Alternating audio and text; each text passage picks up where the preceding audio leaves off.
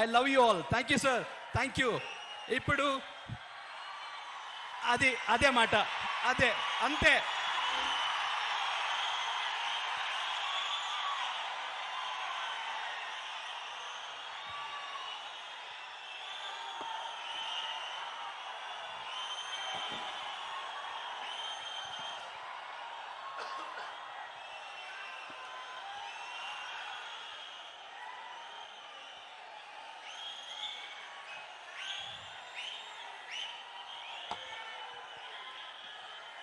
ಭಾರತ ಮಾತೆಯ ಮುದ್ದಿನ ಮಗಳಾದ ಕರ್ನಾಟಕ ತಾಯಿಗೆ, ಈ ಪುಣ್ಯ ಭೂಮಿಗೆ ಹಾಗೂ ಕರ್ನಾಟಕದ ಪ್ರಜೆಗಳಿಗೆ ನಾನು ತಲೆಬಾಗಿಸಿ ನಮಸ್ಕರಿಸುತ್ತಿದ್ದೇನೆ.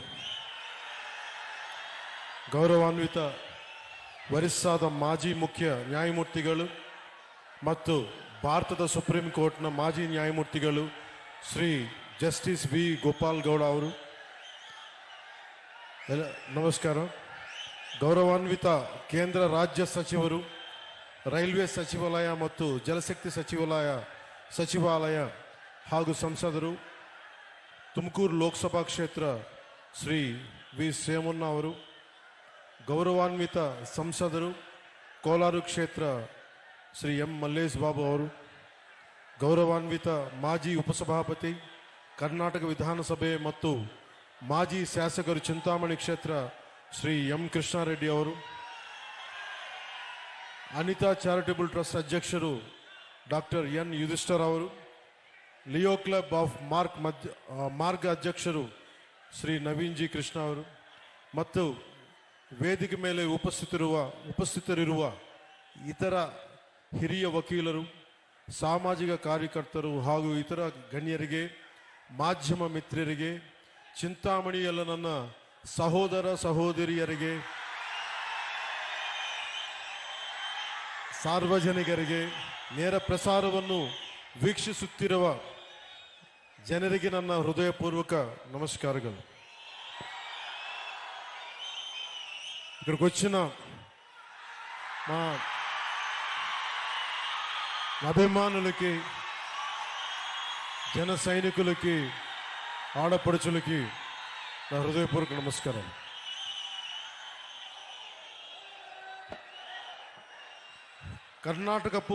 ಕರ್ನಾಟಕವು ಅದ್ಭುತ ಪರಂಪರೆ, ಸಂಸ್ಕೃತಿ ಮತ್ತು ಹಲವು ಪ್ರತಿಭೆಗಳಿರುವ ನಾಡು. ಜಗತ್ತಿಗೆ ಅವರ ಇಂಜಿನಿಯರಿಂಗ್ ತೇಜಸ್ಸು ಮತ್ತು ದೃಷ್ಟಿಕೋನದಿಂದ ಭಾರತದ ಮೂಲ ಸೌಕರ್ಯವನ್ನು ಬದಲಿಸಿದ ಭಾರತ ರತ್ನ ಮೋಕ್ಷಗುಂಡಂ ವಿಶ್ವೇಶ್ವರಯ್ಯಂತಹ ಮತ್ತು ಅವರ ರಚನೆಗಳ ಮೂಲಕ ಮಾನವೀಯತೆ, ಸಮಾನತೆ ಮತ್ತು ಸಾಮಾಜಿಕ ನ್ಯಾಯದಂತಹ ಮೌಲ್ಯಗಳನ್ನು ತಲೆಮಾರುಗಳಿಗೆ ಪ್ರೇರಣೆ ಕೊಟ್ಟಿರುವ ಪ್ರಸಿದ್ಧ ಕವಿಗಳಾದ ರಾಷ್ಟ್ರಕವಿ ಕುಪ್ಪಳಿ ವೆಂಕಟಪ್ಪ ಪುಟ್ಟಪ್ಪ ಕುವೆಂಪು ಅವರಂತಹ ಮಹನೀಯರನ್ನು ಕೊಟ್ಟಿರುವ ನಾಡು. ಕರ್ನಾಟಕದ ಜನರು ಯಾವಾಗಲೂ ತಮ್ಮ ಶ್ರಮ, ಸೃಜನಶೀಲತೆ ಮತ್ತು ಪ್ರಗತಿಯ ಕಡೆಗೆ ಪ್ರತಿಬದ್ಧ ಇರುವವರು. ಈ ಮಹಾನ್ ಭೂಮಿಯ ಮಗನಾದ ಜಸ್ಟಿಸ್ ಗೋಪಾಲ್ ಗೌಡ ಗೌಡರನ್ನು ಸಂಭ್ರಮಿಸುವುದು ಒಂದು ಗೌರವವಾದ ವಿಷಯ. ಅವರ ಜೀವನ ಮತ್ತು ಕಾರ್ಯ ಕರ್ನಾಟಕವು ನೂರಾರು ವರ್ಷಗಳಿಂದ ಪಾಲಿಸಿರುವ ನಿಷ್ಠೆ ಮತ್ತು ಸೇವೆಯ ಮೌಲ್ಯಗಳನ್ನು ಪ್ರತಿಬಿಂಬಿಸುತ್ತವೆ. ಗೌರವಾನ್ವಿತ ಜಸ್ಟಿಸ್ ವಿ ಗೋಪಾಲ್ ಗೌಡ ಅವರು 75ನೇ ಜನ್ಮದಿನ ಆಚರಣೆಯ ಈ ವಿಶೇಷ ಸಮಾರಂಭದ ಭಾಗವಾಗಿರುವುದು ನನಗೆ ಅಪಾರ ಸಂತೋಷ ಮತ್ತು ಗೌರವವಾದ ಭಾವನೆಯನ್ನು ನೀಡುತ್ತದೆ.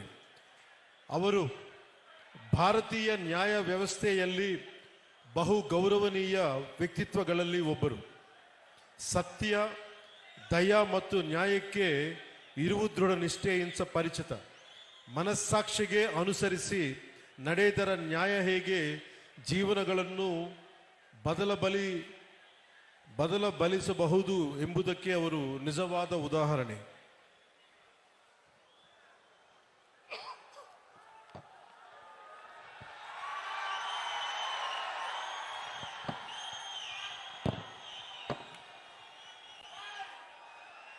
ఒక వ్యక్తి తన జీవితాన్ని ఎలా జీవించాలి, పదవిలో ఉన్నప్పుడు తన శక్తిని ఎవరి కోసం ఉపయోగించాలి, పదవి దిగాక కూడా